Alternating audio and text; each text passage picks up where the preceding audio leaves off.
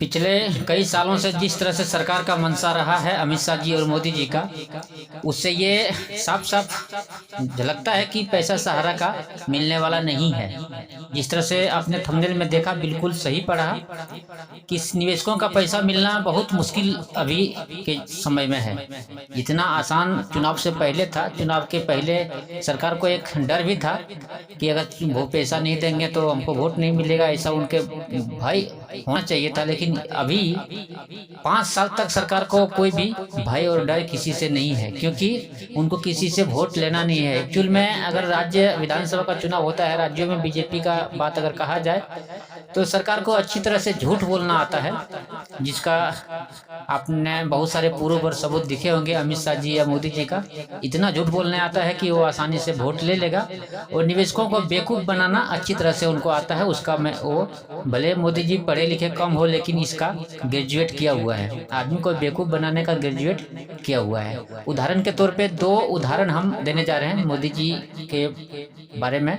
देखिए, मोदी जी ने पहला चीज कहा था, जो चीज मैं बताने जा रहा हूँ उसको सबूत और प्रूफ दूंगा, अभी वीडियो क्लिप दिखाऊंगा आपको। मोदी जी ने कहा था कि हम फकीर हैं।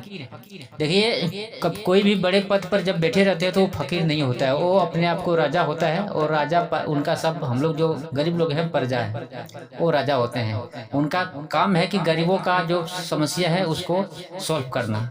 और वो खुद बोलते हैं कि हम फकीर हैं, हम झोला उठाएंगे चल जाएंगे। तो सोचिए कि देश का क्या होगा, गरीबों का क्या होगा।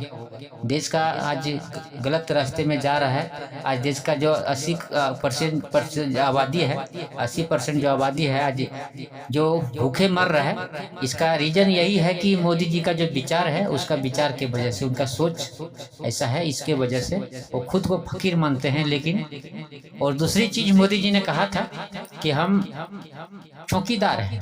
जी हाँ साथियों, चौकीदार का बात बोला था। इसका भी मैं आपको प्रूफ दिखाऊंगा, इसका भी प्रूफ आपको दिखाऊंगा वीडियो क्लिप में। चौकीदार में उन्होंने कहा था, इसका प्रूफ आप खुद ही देख लीजिए। चौकीदार अमीरों का नौकर होता है, देश का सेवक नहीं होता है। पूरा बात आप सुनिए, उसके बाद बहुत सारी जानकारी मिलने वाला है। मुझे किसी ने कहा कि मोदी गिरने वाली, अरे क्या कितना गिरेगी ये। विश्व गुरु बनने चले थे और बन गए चौकीदार, वो भी सारे अंधों के बाजार में आईने के खरीदार हैं। शहर के सब चोर कह रहे हैं हम भी चौकीदार हैं। ठोको ठोको ताली ठोको। मैं तुम सबसे पूछना चाहता हूँ कि किसी अमीर के, किसी गरीब की कुटिया के बाहर, किसी किसान की कुटिया के बाहर कभी चौकीदार को खड़ा देखा है? अभी देखा है? सब गरीब है, किसान है, मिडिल क्लास लोग हैं, हमारे जैसे लोग हैं, मुस्लिम भाई हैं, हिंदू भाई हैं, किसान हैं। अरे किसी गरीब के घर के बाहर चौकीदार को खड़ा देखा है? और जिन बिल्डिंगों के बाहर चौकीदार खड़े रहते हैं, वहां किसी गरीब को जाते देखा है? मुझे सोचिए कि हम गरीब लोग कितने बेवकूफ़ होते हैं। कुछ भी बोल के नेता लीडर निकल जाते हैं और हम लोग सुन के ताली बजा देते हैं।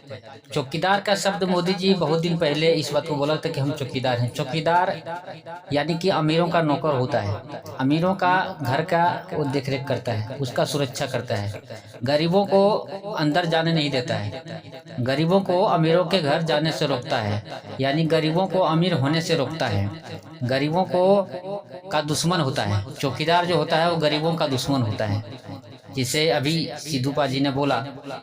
इस बात को पूरा गौर से समझिए।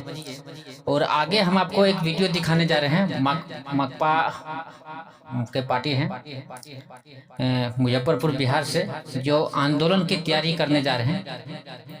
आंदोलन की तैयारी करने जा रहे हैं 25 अगस्त 2024 से देश में एक बहुत बड़ा आंदोलन होने जा रहा है।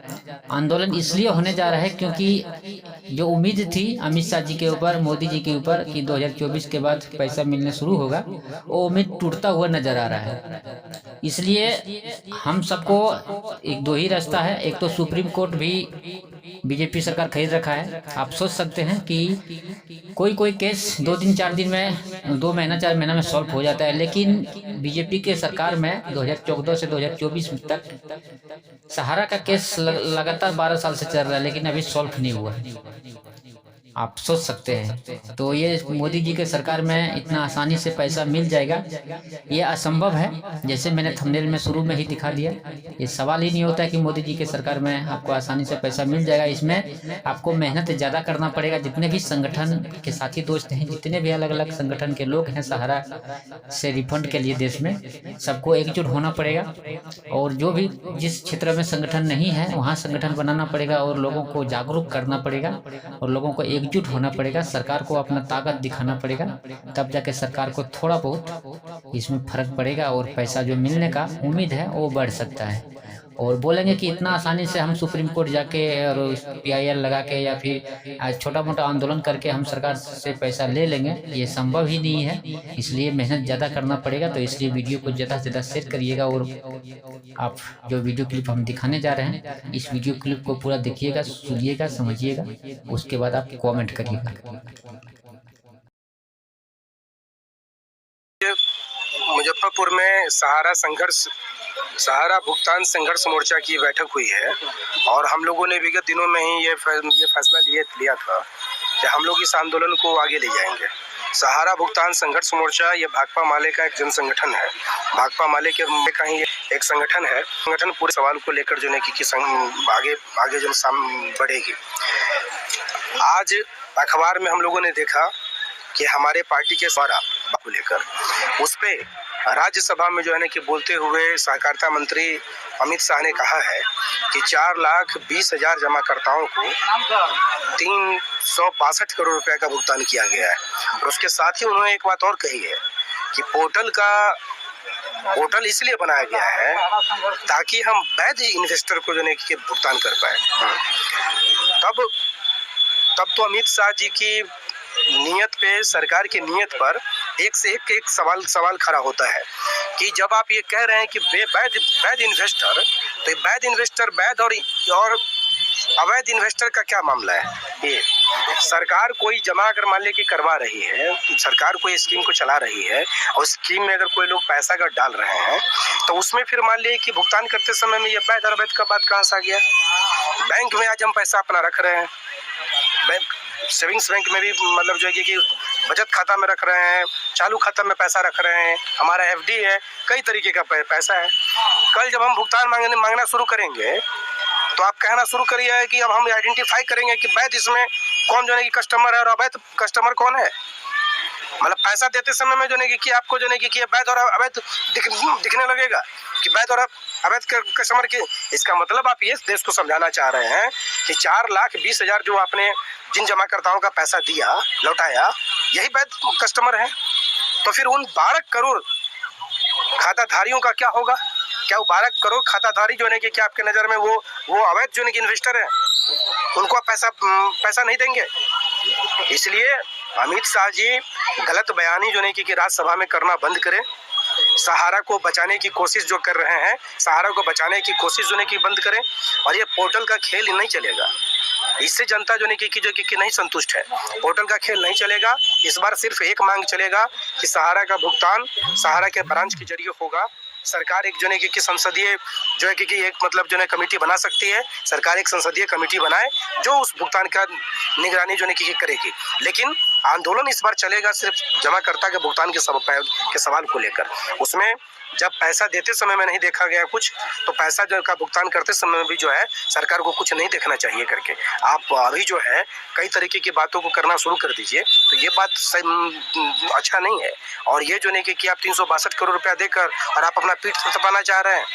सहारा इंडिया को तो 2.5 लाख करोड़ का भुगतान करना है और आपने 362 करोड़ का भुगतान कर दिया, तो आप बहुत बाजी मार लिए।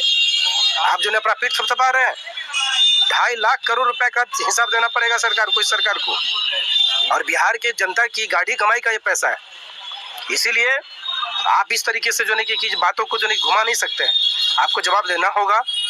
और इसलिए जो है कि एक बड़ी आंदोलन की तैयारी हो रही है।